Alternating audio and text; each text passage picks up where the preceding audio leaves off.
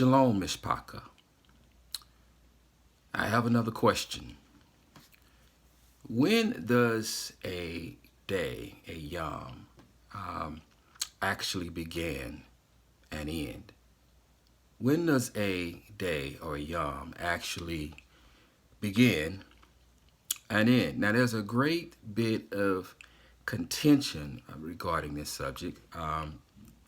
If you trust society's definition, if you trust Babylon, then their definition is that it begins at midnight and it ends at midnight of the next day, 24 hours. If you ask a rabbinic Jew, they will tell you that a day begins at sunset and it ends at sunset. But which of these is the truth? If in fact either is the truth. And whose opinion are we going to take? Or who we're going to listen to? Are we going to listen to the opinion of men? Or are we going to listen to Yahuwah? Listen to his voice with respect to what he considers what he considers to be the starting point of a day and the ending point of a day. Well, I don't know about you, but as for me and my house, we will follow Yahuwah. We will serve Yahuwah. So as usual, through the precept of Scripture, today, this Yom, we are going to establish once and for all through the precept of Scripture via the mouth of 2 or 3 witnesses or 2 or more witnesses, and we are going to allow this answer to be established through the precept of Scripture. Now, before I start, I want to preface this with you should be aware that it is a pagan practice amongst witches and warlocks and Muslims and other pagans to celebrate their holidays from sundown on the date of the holiday through sundown the next day.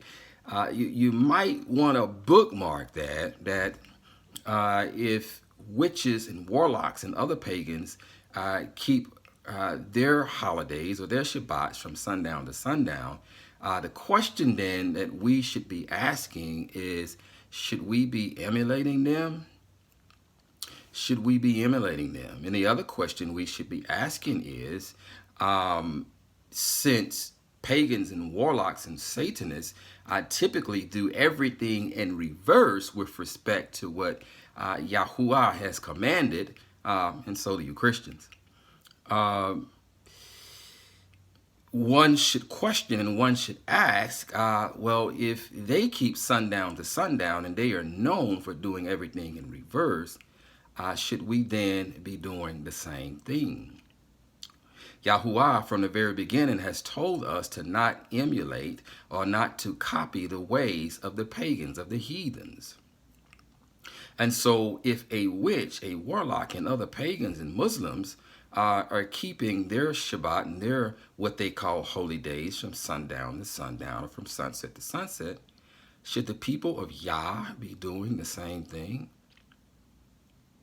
So the question is, who are we going to believe? Yahuwah or the world? Now, I could end this video. I'm going to read a scripture, and I could end this video with this one scripture. But I promise that through the mouth of 2 or more witnesses that we were going to establish this truth. But really, I could really end this video right now with this one scripture. And that is, it comes from YAHUAH'S, John, the 11th chapter, the 9th verse. Now, if you are of the opinion that I am, and that is that Yahusha is Yahuwah, that Yahusha is Yahuwah in flesh, and that Yahuwah created a body for himself in which to dwell, and in this form he came as our deliverer, as he promised. In fact, the name Yahusha means Yahuwah is deliverance. And so if you are of the opinion that you are of the same opinion as I am of, and that is that Yahusha is Yahuwah, then you'll take heed to what is being read. And that is YAHUAH'S, the 11th chapter, the 9th verse. That's John, the 11th chapter, the 9th verse. And it reads, Yahusha answered, are there not 12 hours in the day? If anyone walks in the day, he does not stumble, because he sees the light of the world. Now, right off top, Yahusha, Yahuwah in flesh, has declared that there are 12 hours in a day. That there are 12 hours in a day. So again, who are we going to believe? Elohim or men? Elohim or men? But again, I promise through the mouth of two or more witnesses, we're going to establish this truth. But so then if Yahuwah has established that there are 12 hours in a day, then where does the origin of this 24-hour system come from? What is its origin? Where does it come from? And why do we keep a 24-hour system? The origin of the 24-hour system, the 24 hours in a day, with each hour subdivided into 60 minutes and then 60 seconds, is something that's complex and interesting, says Dr. Nick Lamb, consultant and curator of astronomy, from the Sydney Observatory.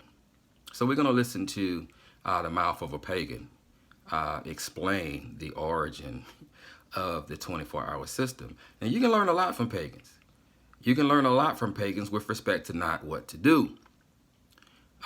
Nevertheless, we can learn a lot from pagans. A lot of truth is promulgated from pagans, from paganisms, to us through entertainment. Through television in the guise of entertainment. But only if you have eyes to see and ears to hear can you see what they are actually saying. So you can learn a lot from a pagan if you're looking and you're watching. You can learn what they're up to. They love to display esoteric knowledge because they know that you don't understand. And they display it in the guise of entertainment because they know that you are only going to eat it up as and accept it as only entertainment. As only entertainment. Nevertheless, he goes on to say that nighttime was divided in 12 hours based on the observation of stars. The Egyptians had a system of 36 star groups called decans, chosen so that on any night, one decan rose 40 minutes after the previous one. Tables were produced to help people to determine time at night by observing the decans. Amazingly, such tables have been found inside the lids of coffins, presumably so that the dead could also tell the time. Imagine that. In the Egyptian system, the length of the daytime and nighttime hours were unequal and varied with the seasons. In summer, daytime hours were longer than nighttime hours, while in winter, the hour lengths were the other way around, says Dr. Lamb. Interestingly, he goes on to say, ancient Babylonians' hours and minutes was subdivided into 60 minutes. The hour was subdivided into 60 minutes. So this is where the 60-minute timetable comes from. It comes from the Babylonians. from the ancient Babylonians, who had a predilection for using numbers to base 60. For example, using slightly different strokes meant 3 times 60 plus 2 or 182. And we have retained their division of day into 360 parts called YAHUAH'S that each equaled 4 minutes in our time system. Lamb says it's likely that the Babylonians were interested in 360 because that was their estimate for the number of days in a year. If you're a student of Scripture, you know that Yah's days in a year is 364 and not 365 or not 360 as the Babylonian calendar dictates. Their adoption of a base 60 system was probably allowed them to make complex calculations using fractions. So we see here that the 24-hour system, the division of hours and minutes divided by 60, comes from the Babylonians. It comes from Babylon. And not only them, but, from the Babylonians, the Egyptians adopted their way, their time system, their 24-hour system. The ancient Chinese adopted their time system from the ancient Babylonians. Cultures all over the earth, all over the world, adopted their time system or how they divided a day from the ancient Babylonians, which is 24 hours. 24 hours. So we see here that the Babylonian system that we are still under is not of Yah. It's not of Yah. It is inherently Babylonian. It is inherently Babylonian. The 24-hour day, 360 minutes divided by 60, comes from the ancient Babylonians. It comes from the ancient Babylonians. So the question remains,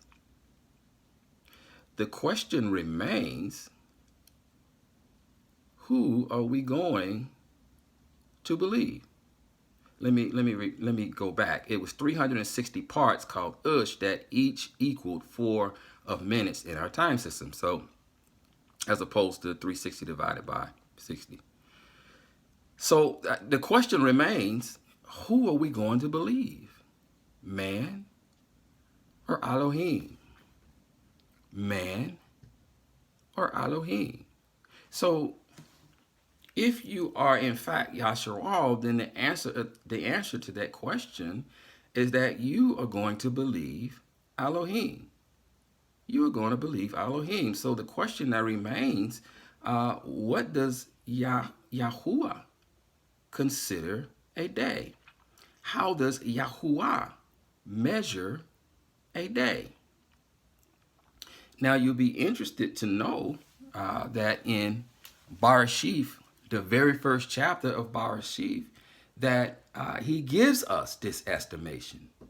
He gives us this estimation, and he shows us in Barashif, the first chapter, that a day begins in the morning or sunrise and ends at evening or night.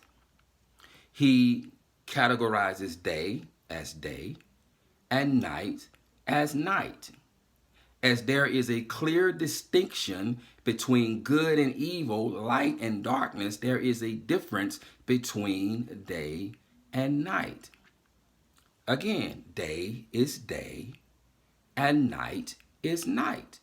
And from the very first scripture that I read, Yahushua declares that a day is 12 hours long.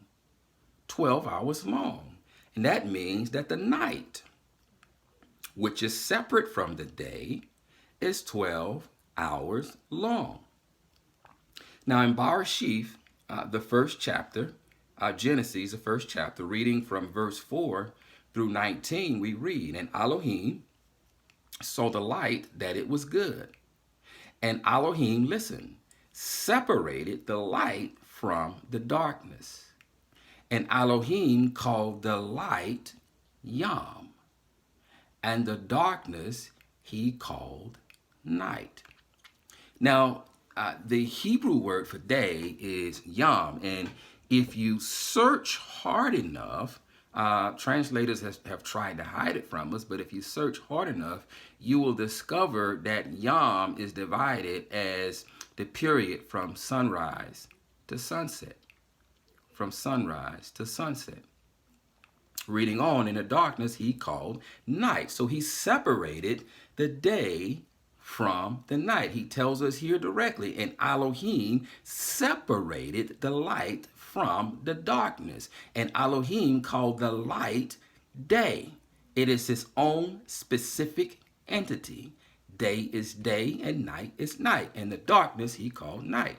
And there came to be evening, and there came to be morning, comma, the first day. And Elohim said, let an expanse come to be in the midst of the waters, and let it separate the waters from the waters. And Elohim made the expanse and separated the waters which are under the expanse from the waters which are above the expanse. And it came to be so. And Elohim called the expanse Shamayim, and there came to be evening, and there came to be morning, comma, the second day. Day immediately follows morning, purposely. And Elohim said, let the waters under the Shamayim be gathered together into one place, and let the dry land appear. And it came to be so. And Elohim called the dry land earth, and the collection of the waters he called seas, or Yamim. And Elohim saw that it was good. And Elohim said, let the earth bring forth grass, the plant that yields seed, and the fruit tree that yields fruit according to its kind, whose seed is in itself on the earth. And it came to be so. And the earth brought forth grass, the plant that yields seed according to his kind, and the tree that yields fruit, whose seed is in itself according to its kind. And Elohim saw that it was good, and there came to be evening, and there came to be morning, comma, the third day. And Elohim said, let there be lights. Let lights come to be in the expanse of the Shamayim. Listen, to separate the day from the night, and let them be for signs and appointed times, and for days and years, and let them be for lights in the expanse of the Shamayim, to give light on the earth. And it came to be so. And Elohim made two great lights. Listen, the greater light to rule the day, and the lesser light to rule the night, and the Chokabim, or what you call stars. And Elohim set them in the expanse of the Shamayim to give light on the earth, and to rule over the day and over the night, and to separate the light from the darkness. And Elohim saw that it was good, and there came to be evening, and there came to be morning, comma, the fourth day. The fourth day. Day and night are distinctly different.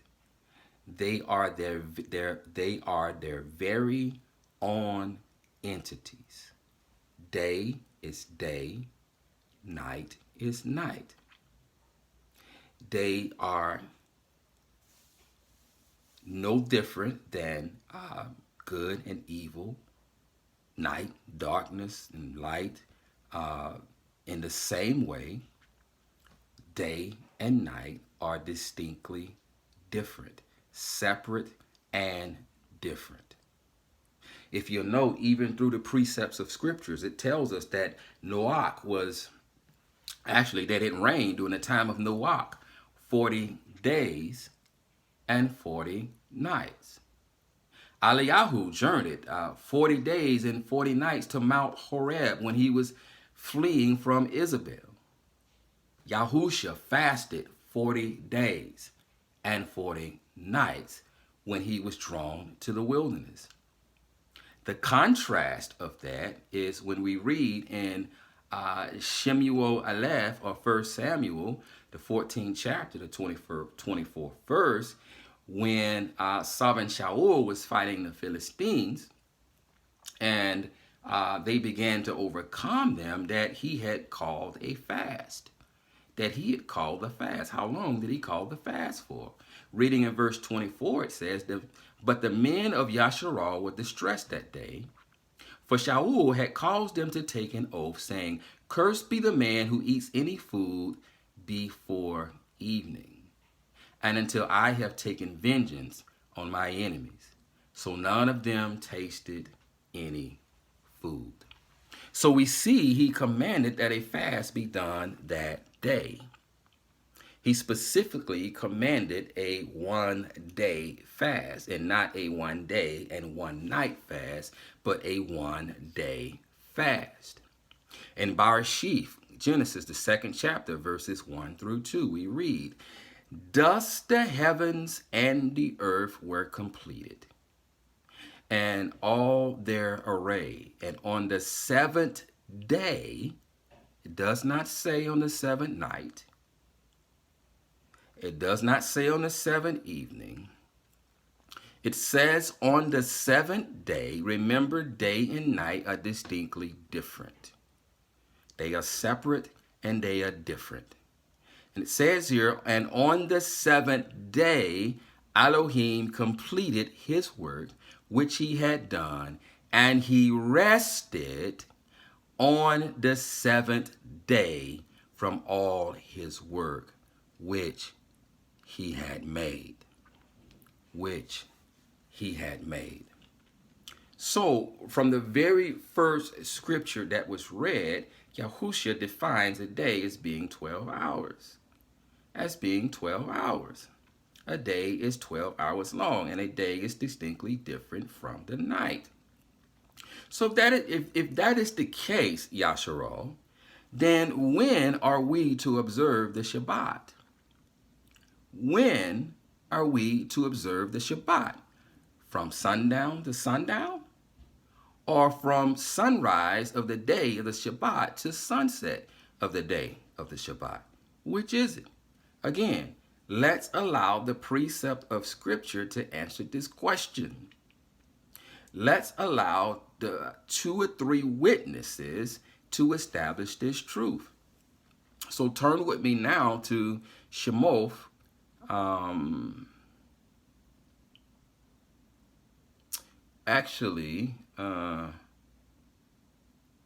that's Numbers by Midbar, the 16th chapter, and we're going to read verses 22 through 26. That's by Midbar 16, and we're going to read verses 22. No, that is Shemoth. That is Shemoth 16, verse 22 through 26. Actually, I'll start at verse 21.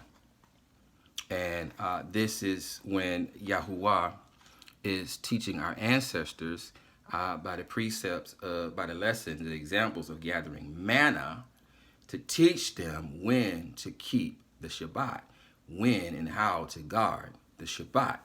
And so we'll start here at verse 21. And ironically, it says, and they gathered it every morning. Every morning, each according to his need. And when the sun became hot, it melted. And it came to be on the 6th day. The previous scripture just said they gather it every morning, right? Of course, they gathered it every morning. So when it came to be on the sixth day, which means that morning of the sixth day, not the previous evening, but on the morning of the sixth day, when the sun rose, which constitute a day and night are separate, that they gathered twice as much bread, 2 omers for each one. And all the rulers of the congregation came and told Musha. And he said to them, bear in mind, this is the sixth day, the morning of the sixth day. The morning constitutes the beginning of a day. Sunrise constitutes the beginning of the day. And he said to them, this is what Yahuwah has said. Tomorrow is a rest. He's talking to them on the sixth day. He's talking to them on the sixth day. And he said to them that this is what Yahuwah has said. Tomorrow is a rest, a Shabbat set apart to Yahuwah. That which you bake, bake, and that which you cook, cook, and lay up for yourselves all that is left over to when? To the evening? If you adhere to the false teaching that the day begins at evening, day begins and ends at evening, then this would be evening, right? No. He says here, and lay up for yourselves all that is left over to keep it on till morning, the day of the Shabbat. And they laid it up till morning, as Musha commanded, and it did not stink, and no worm was in it.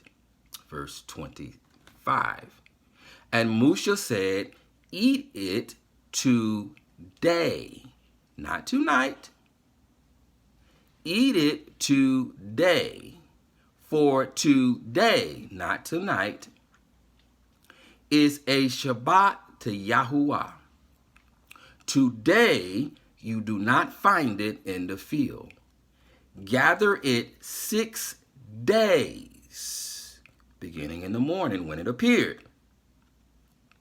But on the 7th day, which is the Shabbat, there is none. There is none. Another witness.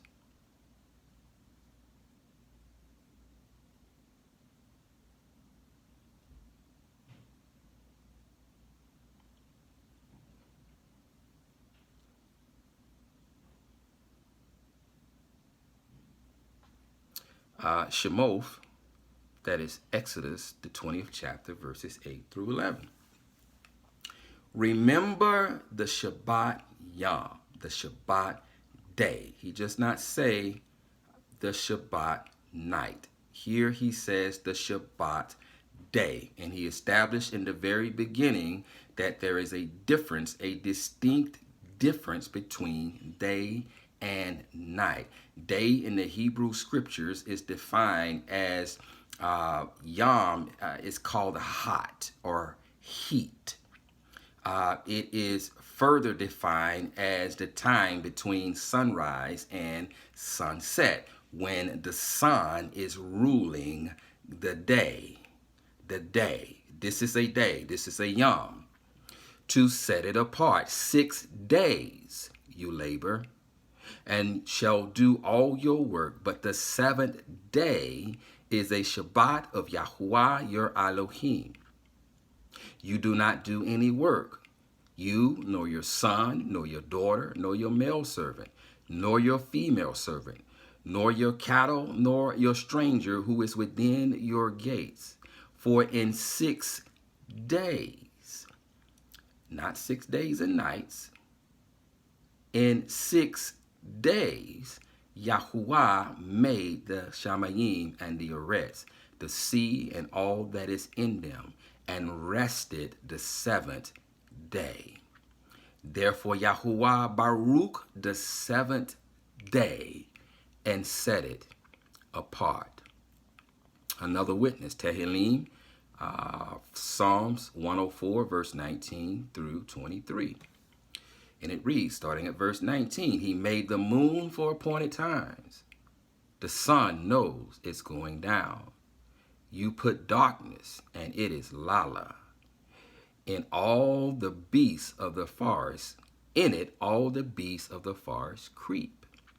The young lions are roaring for prey and seeking their food from Elohim.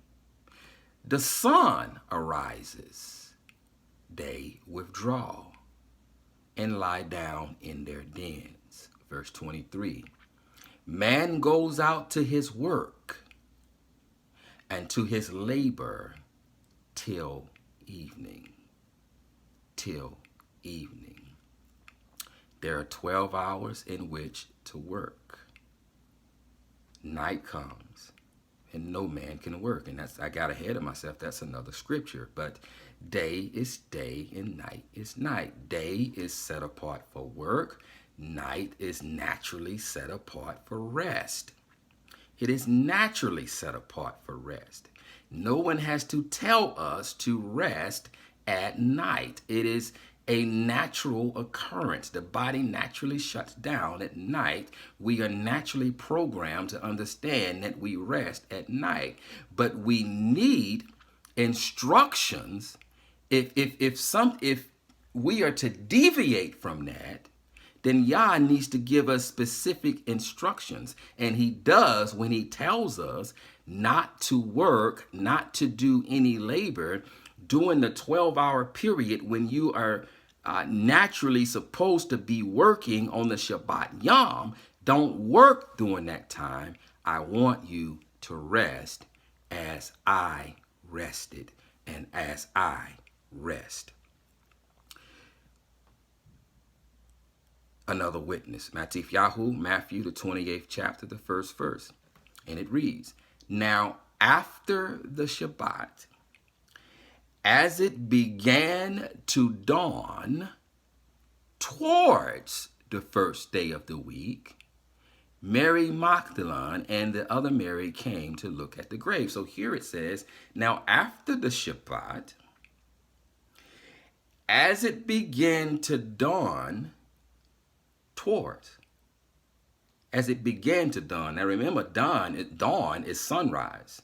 Dawn is divine as sunrise. But here it was beginning as it began to dawn.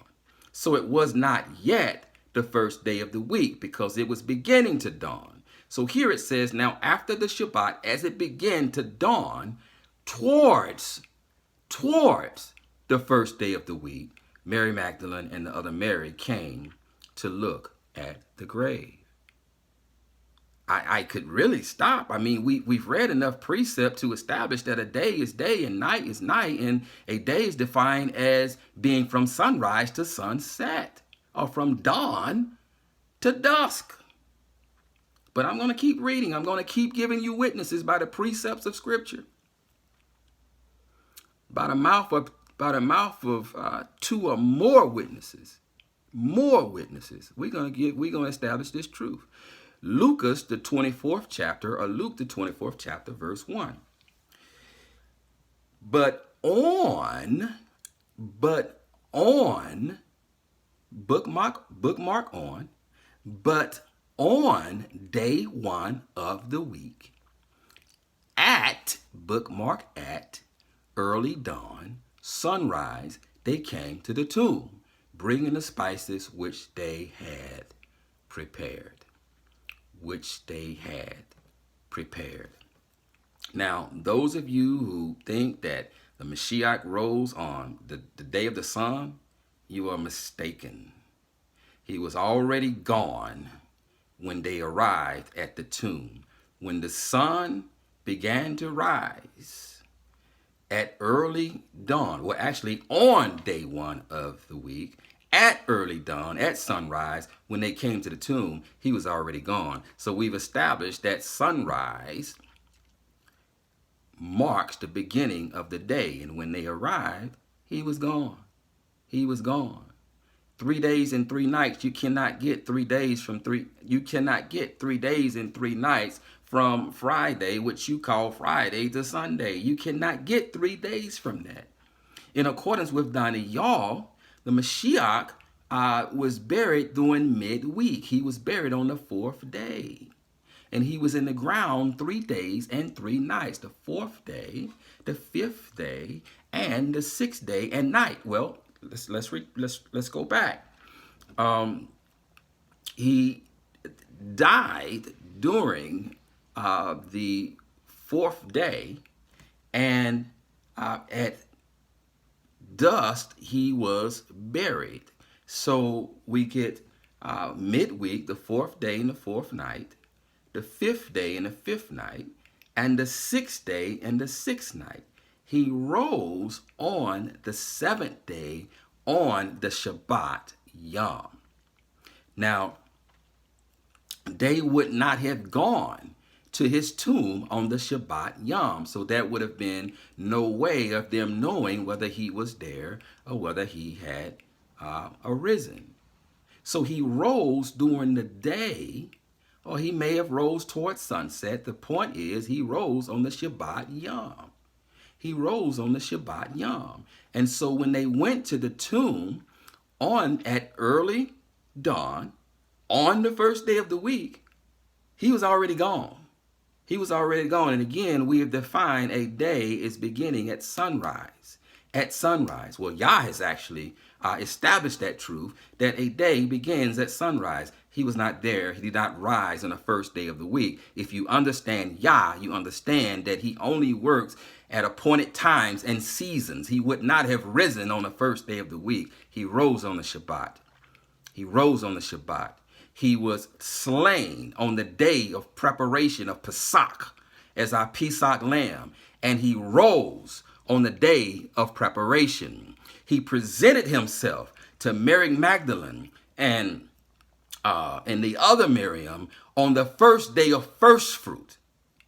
On the first day of first fruit, on the day of on first fruit, the feast of first fruit, because he was the first fruit, because he was in turn getting ready to present himself to Abba, to our Father, as a wave offering, as a first fruit wave offering. Everything happens in accordance with Yah's appointed times. Another witness, YAHUAH'S and John, the 9th chapter, the 4th verse. It is necessary for me to work the works of him who sent me while it is day. Night is coming when no one is able to work. When no one is able to work. The Shabbat is about resting from our labors. No one works at night. No one works at night. There are 12 hours in the day in which to work. No one works at night. So the Shabbat is about resting from our labors. And so if there are 12 hours to work during the day, we are to rest during this same period on the Shabbat day, beginning in the morning at sunrise and ending at sunset.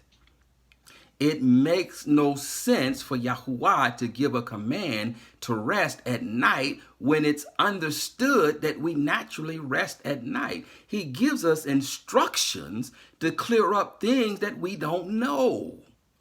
So he had to specifically point out that I know that this is a time that you normally are working, but I don't want you to work during this time on this special Yom. I want you to rest. And this is why when we enter our eternal Shabbat or our eternal rest, it will always be day.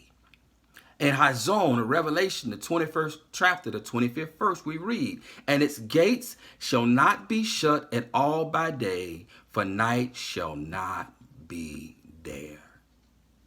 Shall not be there.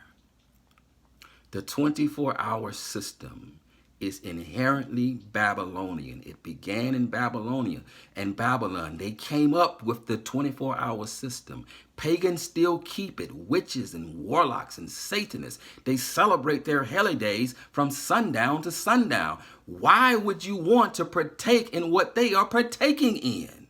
We are set apart to YAHUAH. We are called out ones. We are different. We don't do what the world does. We keep the Shabbat as written, from sunrise on the day of the Shabbat to sunset. To sunset.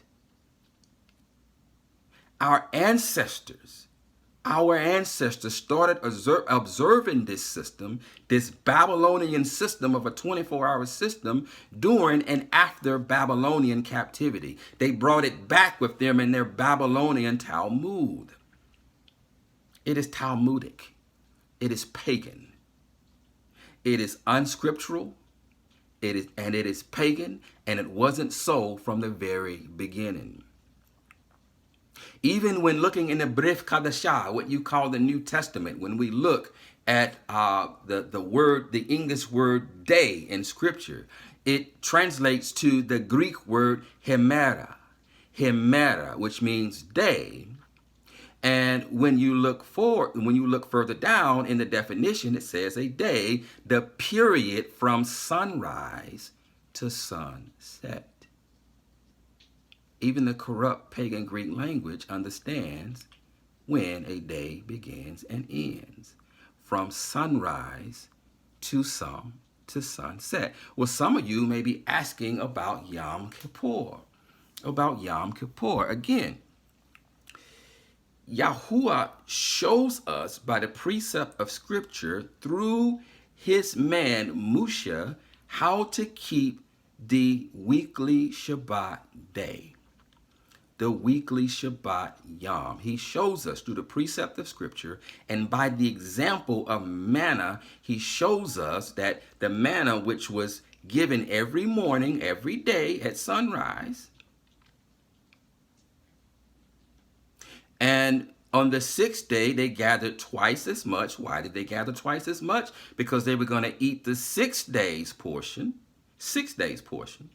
And then they had a portion for the 7th day. Why would, if a day begins at sunset, why would they gather a double portion? Were they supposed to eat the 6 days portion and turn around and eat the other portion at evening time?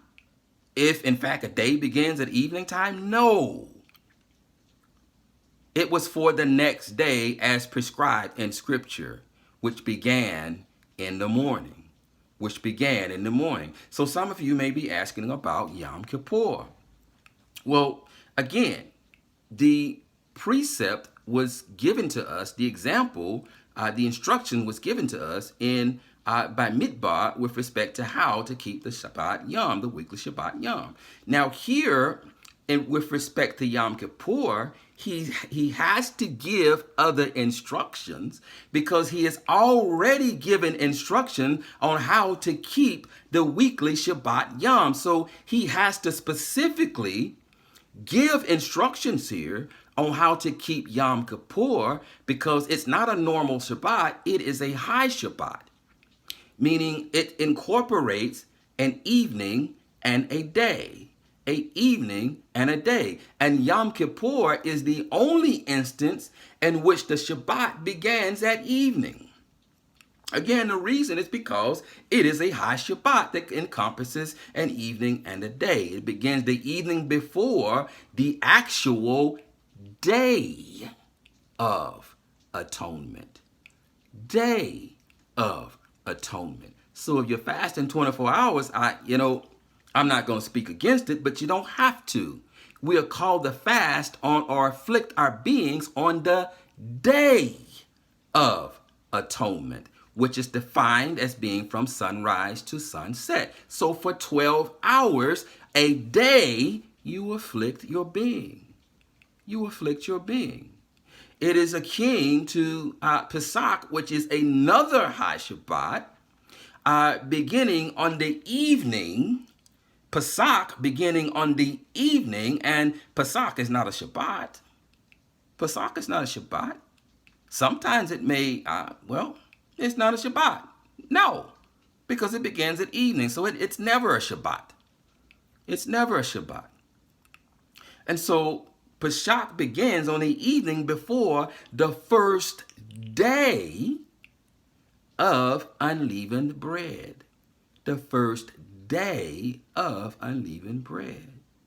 Some of you may ask, well, what about Nehemiah, Nehemiah? What about the merchants, and Nehemiah getting losing strength over and about to lose his mind over our ancestors conducting business on the Shabbat day, and the merchants sleeping by the gate at night. Well, what you must understand is as we have established through the precepts of Scripture, that a day is a day and night is night, and a day is the time in which we are commanded to work. We have 12 hours to work. We have 12 hours a day. We have 12 hours to work, and we have 12 hours to rest. Day is day and night is night. We've already gone through the precepts of Scripture. Are there not 12 hours in a day? So I must do the works of my Father while there's still day, and night is coming when no man can work. So the merchants spent the night outside of the gate during the time of Nehemiah in order to be in place when the gates opened during, get this, working hours. Commerce was not conducted at night. That's not the way my ancestors conducted business. Commerce was conducted during the time of business, during working hours during the day. So they were there to get a head start, to be near the gate when the gates opened. They had been accustomed to my ancestors doing business or conducting business on the Shabbat, and Nehemiah came in and shut that down and shut it down. So they were there to get a head start. The final witness is Uikra, or Leviticus, the 23rd chapter, 26 through the 32nd verse. This is regarding Yom Kippur. Yom Kippur. Starting at verse 26, it reads, And YAHUAH spoke to Moshe, saying, Listen, on the 10th day of the 7th new moon, the 7th month, is Yom HaKippurim. It shall be a set-apart gathering for you, and you shall afflict your beings, and shall bring an offering made by fire to YAHUAH. This is on the 10th day. The 10th day, from sunrise to sunset. And you do no work on that same day, on that same Yom, for it is Yom Kippurim, to make an atonement for you before YAHUAH your Elohim. For any being who is not afflicted on that same day, he shall be cut off from his people, that day being the 10th day. And any being who does any work on that same day, that being I shall destroy from the midst of his people. You do no work, a law forever throughout your generations in all your dwellings. Listen, it is a Shabbat of rest to you, and you shall afflict your beings. On the 9th day of the new moon at evening, from evening to evening, you observe your Shabbat. Again, this is a high Shabbat, and he had to specifically give instructions because he had already previously given instructions through Moshe by Midbar, through the example of the manna with respect to how to keep a Shabbat Yom, when the time period involved with respect to keeping the weekly Shabbat Yom. So he has to give specific instructions here on this high Shabbat with respect to how to keep it. And again, it involves the 9th and the 10th day. And this is why it is a high Shabbat, and this is why specific instructions had to be given with respect to how to keep it, because it differs from the normal weekly Shabbat. I pray that this has Baruch you. I pray that YAHUAH has opened your eyes. I pray that YAHUAH has opened your ears, and that he loosened the soul of your heart, and that you receive this teaching. And I pray that you continue to come out of this Babylonian system and to the marvelous light of Yahuwah. Come out of her, my people. Shalom.